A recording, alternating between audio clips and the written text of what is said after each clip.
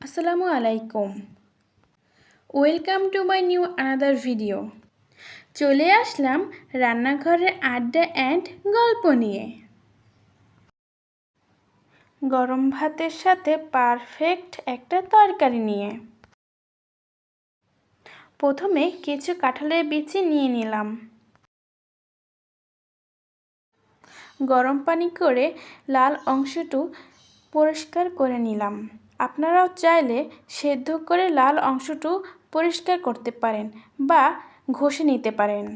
কড়াইতে তেল দিলাম, পেঁয়াজ কুচি, রসুন কুচি, কাঁচামরিচ কুচি এগুলো একটু হালকা ভেজে নিতে হবে। ভাজার পরে মরিচের গুঁড়া, হলুদের গুঁড়া, পরিমাণ লবণ এগুলো একটু দিয়ে সামান্য পানি দিয়ে কষিয়ে নিতে হবে।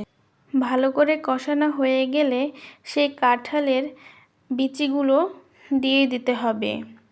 বিচিগুলো মশলা মাখানো হয়ে গেলে পরিমাণ মতন পানি দিয়ে দেবেন। কিছুক্ষণের জন্য দম দিয়ে নেবেন 5 মিনিটের মতন। তারপরে দিয়ে দেবেন শাক। শাকগুলোতে পানি দেবেন না, শাক থেকে এমনিতেই পানি বের হবে। আর হ্যাঁ,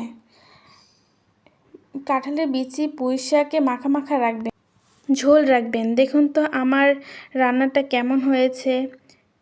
রেসিপিটা ভালো লাগলে আমার চ্যানেলটি সাবস্ক্রাইব করে বেল আইকনটা প্রেস করে দিন।